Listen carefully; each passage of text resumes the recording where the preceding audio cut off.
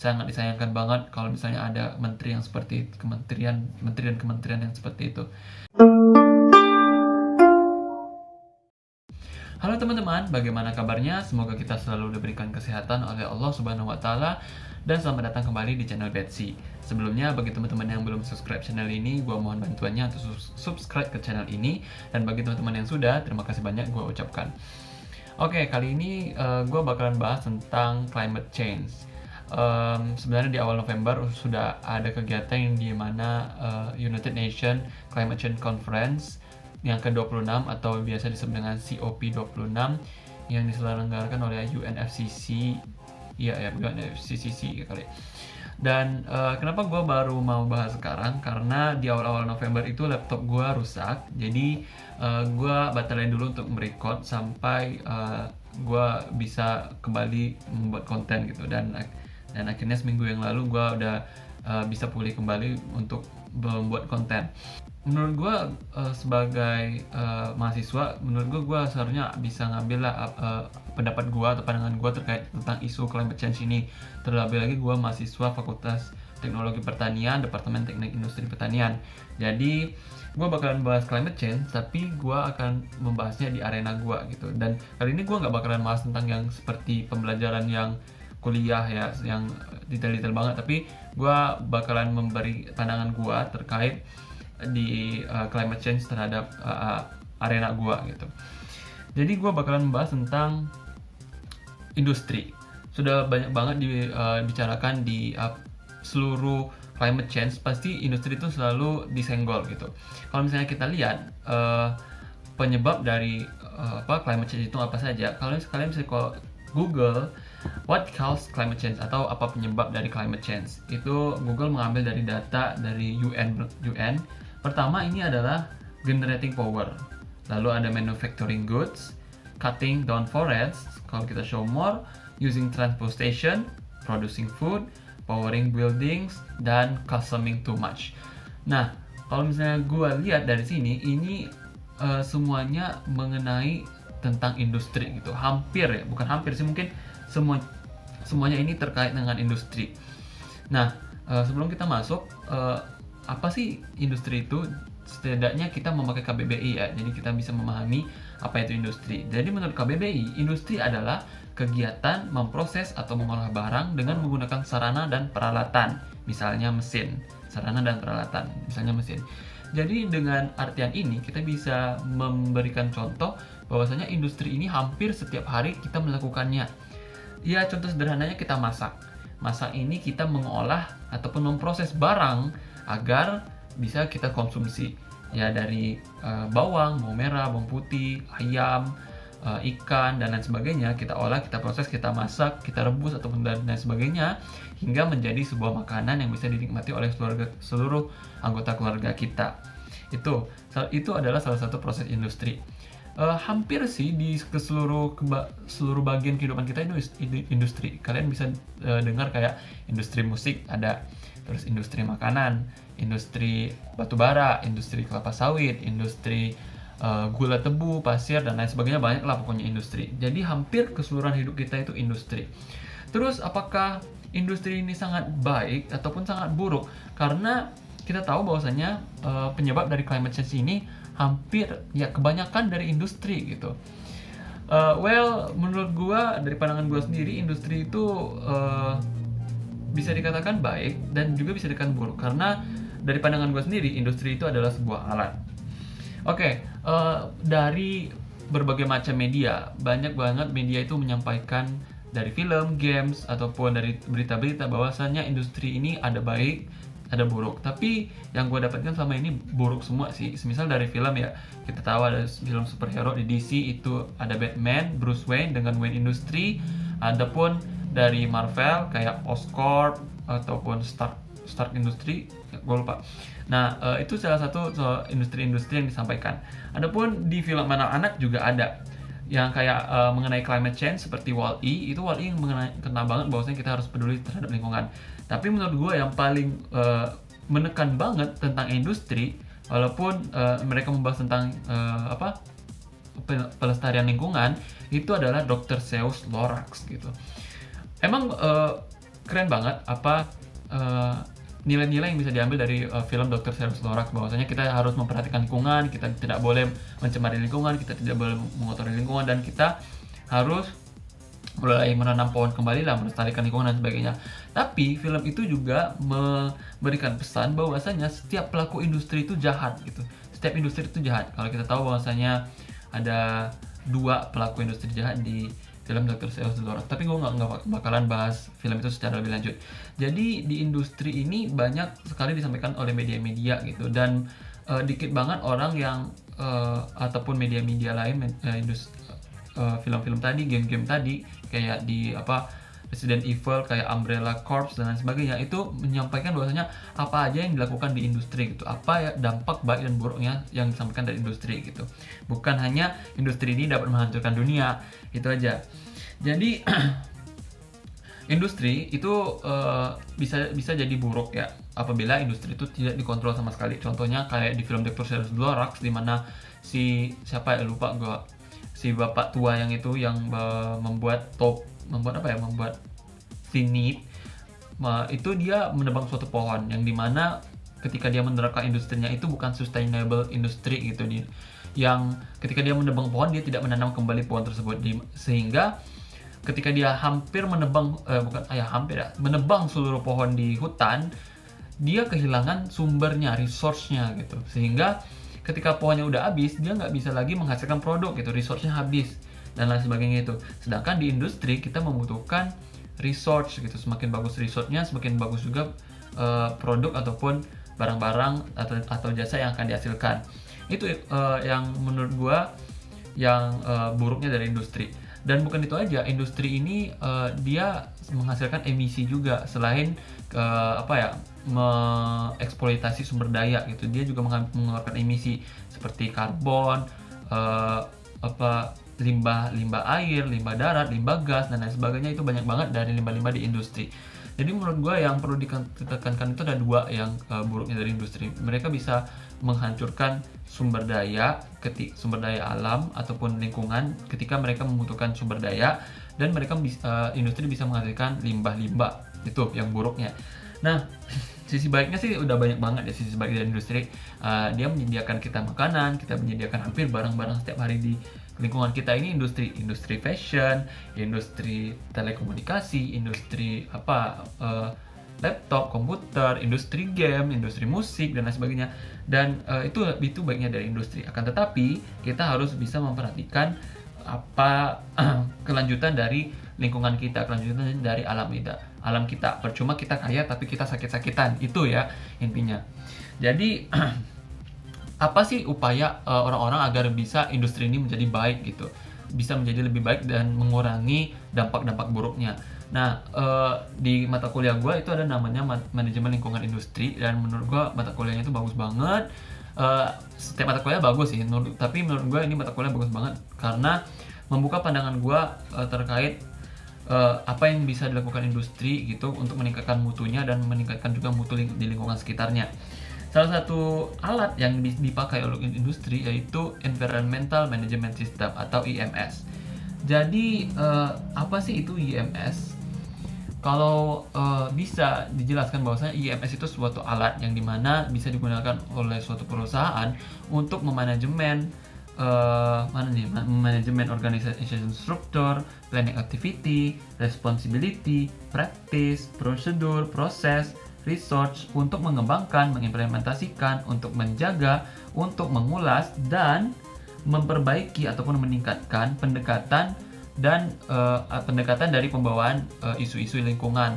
Jadi IMS ini digunakan untuk meningkatkan mutu, meningkatkan kualitas dari industri itu ya, dari prosedur kerja atau dari proses produksi dan aspek dan impact dari lingkungan dari industri tersebut ya. Sehingga gue aspek itu apa saja yang dilakukan oleh industri yang ada hubungannya dengan lingkungan, itu aspek. Sedangkan impact itu apa dampak yang diberikan dari industri tersebut terhadap lingkungan itu. Jadi itu salah satu alat yang digunakan dari industri. Nah, IMS ini ada juga salah satunya ISO 1401 yang dimana merupakan salah satu alat dari IMS ini. Juga IMS ini ada bagian yang dimana the Deming Wheels ataupun PDCA, Plan, Do, and Check. Nah, PDCA ini merupakan salah satu tahapan ataupun step-step langkah-langkah untuk continuing improvement gitu, untuk peningkatan secara continuous, peningkatan secara terus-menerus. Jadi peningkatan itu bukan kayak event-event kayak 17 Agustus nih kita harus meningkat, pada 17 Agustus doang kita meningkatkan semangat nasionalisme kita, atau ketika Ramadan doang kita rajin banget ibadah dan lain sebagainya. Enggak, tapi kita harus melakukan itu secara continuous, secara terus-menerus, secara bertahap-bertahap. Itulah kegunaan dari environmental management system, di mana kita memperbaiki kualitas dari industri dan juga memperbaiki lingkungan, mutu lingkungan dari sekitar industri itu. Jadi banyak banget yang sebenarnya upaya-upaya industri ini bisa menjadi lebih baik lagi, seperti kalau misalnya kita udah lihat eco label, green label, pokoknya yang yang ada hijau-hijau daun seperti itu udah ada industri itu. Nah, itu merupakan upaya dari industri supaya meningkatkan kualitas mereka dan memberitahu bahwasanya pelanggan ataupun konsumen itu tidak membantu memberikan polutan ataupun memberikan dampak kepada climate change dengan menggunakan produk mereka gitu. Jadi kalau misalnya gue pakai gue pakai kosmetik itu berarti gue nggak mau gue itu memberikan dampak yang banyak terhadap lingkungan gue gitu. Gue bisa memberikan emisi yang lain sebagainya. Oke, itu sih teorinya. Bagaimana sih terkait tentang contoh-contohnya dalam kehidupan sehari-hari? Banyak sih menurut gue. Salah satu yang paling gue suka itu sustainable energy yang berkelanjutan. Nah, contohnya semisal ada pabrik gula. Ini gue dapat jurnal yang bagus banget dari dosen gue, di mana dosen gue itu memberikan contoh terkait bagaimana penggunaan bagase ataupun limbah dari tebu pabrik gula tadi untuk dijadikan energi yang dapat menggerakkan seluruh mesin yang dalam industri pabrik gula dan memberikan energi yang cukup untuk ribuan rumah tangga. Menurut gua wow banget, ribuan rumah tangga yang di sekitar pabrik ya. Menurut gua wow banget ini dan sangat impactful menurut gua terkait penggunaan energi ini. Ya memang sudah semestinya kita mulai beralih ke energi yang bukan energi fosil ya. Kita udah harus menggunakan energi biomasa, di mana energi fosil akan suatu saat akan habis, dan energi fosil faktanya memberikan sumbangan yang banyak terhadap climate change gitu, perubahan iklim, ataupun ya gas rumah kacanya sangat banyak.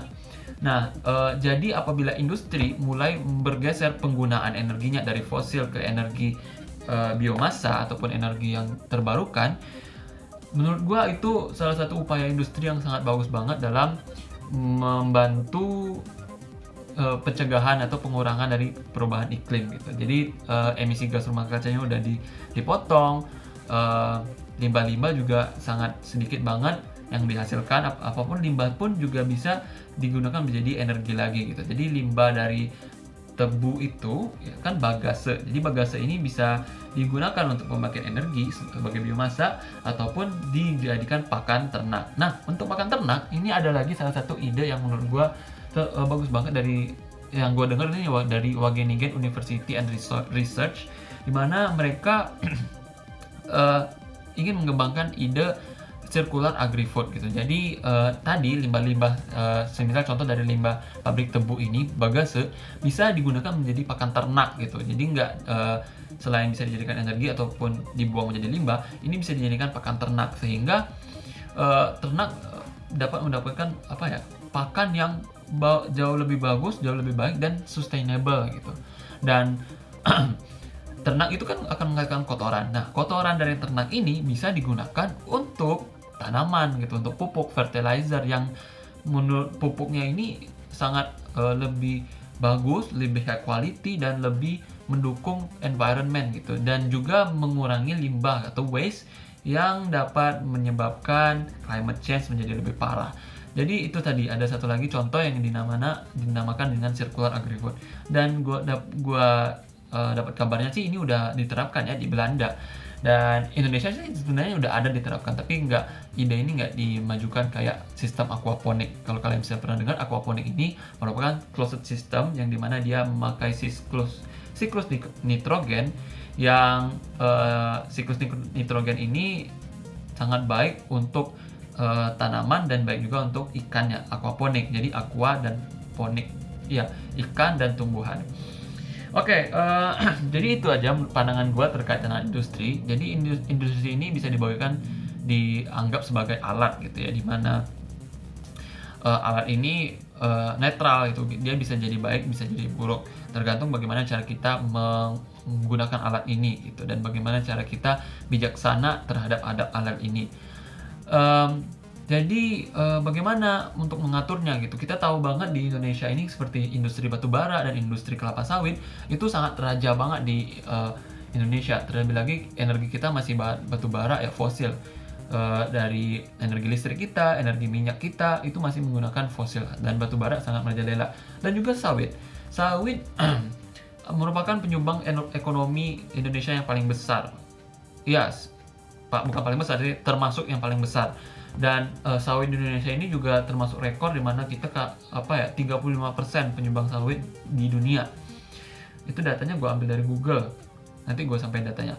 Jadi akan tetapi ada sisi buruknya gitu, yang dimana tambang ya tau lah bisa memberikan dampak yang buruk terhadap lingkungan, dan juga sawit juga memberikan dampak yang buruk terhadap lingkungan. Nah, tentunya pemerintah sudah memberikan peraturan-peraturan yang dimana industri batubara dan industri kelapa sawit ataupun industri yang lain yang harus menerapkan ataupun harus mengawasi tentang lingkungan. Banyaklah peraturannya. Akan tetapi ada ya oknum-oknum jahat gitu ya, yang dimana menggunakan taktik jahatnya yang tidak mempedulikan lingkungan gitu. Banyak orang-orang yang protes akan hal tersebut. Apa sih yang bisa kita lakukan sebagai mahasiswa atau orang-orang biasa yang tidak memiliki industri? Menurut gua satu hal yang sangat krusial banget dan sangat bagus banget bagi kita semua, itu kita harus memilih pemimpin kita yang peduli akan lingkungan gitu. Jadi menurut gua itu sih yang paling krusial banget. Kalau misalnya kita memilih pemimpin kita yang tidak sangat konsen terhadap lingkungan ataupun kebersihan lingkungan, iklim dan lain sebagainya, bagaimana untuk kelanjutannya gitu. Gue sangat disayangi banget salah satu kementerian kita yang memberikan statement bahwasanya pembangunan itu tidak bisa dibarengi dengan lingkungan gitu. Dan gue sangat disayangkan banget kalau misalnya ada menteri yang seperti kementerian yang seperti itu. Jadi itu yang bisa kita lakukan sekarang. Menurut gue itu yang penting, kita harus memilih pemimpin kita, wakil-wakil rakyat kita yang sangat banyak ataupun fokus terhadap konsennya terkait tentang lingkungan ataupun perubahan iklim gitu. Oke, sekian itu saja basic kali ini. Bagaimana menurut kalian? Silahkan kirimkan di kolom komentar. Kalau misalnya kalian suka video ini, kalian bisa like, jangan lupa komen. Dan apabila kalian merasa video ini bisa memberikan manfaat yang baik bagi teman-teman kalian semua ataupun orang-orang di sekitar kalian bisa share video ini. Oke, sekian itu saja. Terima kasih dan jangan lupa subscribe channel ini untuk mendukung perubahan ataupun perkembangan dari channel ini. Itu saja dari gua. Sampai jumpa di video berikutnya. Bye bye.